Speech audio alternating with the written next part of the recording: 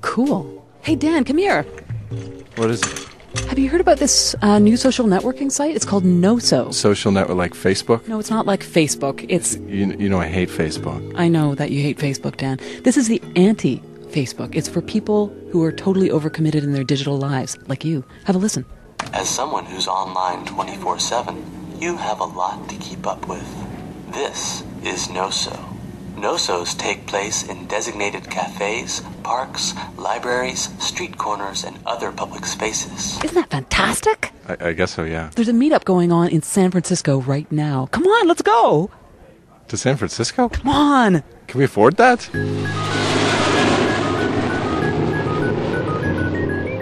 Come on.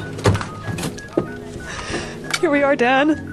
Is this the right place? Yeah, I wrote down the address and everything. I don't see a sign or a... Are you sure? Yeah. What do we do now? My name is Kurt Bigenho, and I'm one of the creators of the NOSO project. NOSO is a social networking site. You go to the website, you log in, you create a profile. It's kind of a different profile than you might find on other social networking sites. You're invited to tell a few things about yourself, but actually in the negative. So, you know, you're not favorite books, you're not favorite movies, etc. Because in something like Facebook, you'd be asked to list your favorite movies, and your favorite television shows and stuff. Exactly. And I think some of the thinking here is we've reached a point where it really doesn't matter. Nobody really cares. And then the other component of it, you can schedule a NOSO. It's a scheduled meeting or a non-meeting in time and space. You choose from a list of locations, say cafes and parks, etc. Mm-hmm. You choose a time, you choose a duration, and you also choose a number of participants.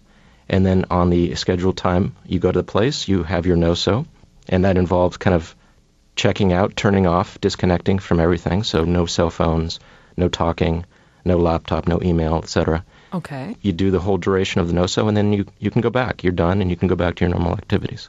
And then what do I do when I meet the other people at the NOSO? You really aren't invited to interact with them at all. So if I'm in a public place like a cafe, and I'm looking around at who else is there, there might be 5 people that found out about it through NOSO, and 5 people who just happen to be in the cafe because they're in the cafe. Is that right? That is correct, yeah. And you don't know who's who? You don't really know who's who. Yeah, I guess the people with the kind of funny expressions on their faces might be part of the NOSO. The people who aren't talking on cell phones are the people who are there for the NOSO. Yeah, everybody else is going to be using their laptop, so you immediately will know.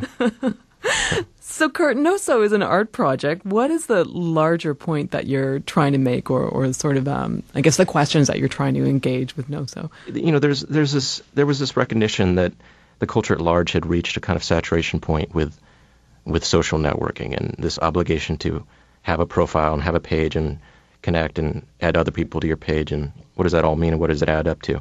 I think where ours is a little bit more unique, or at least veers from that, is that we have this time and space element to it. Yeah.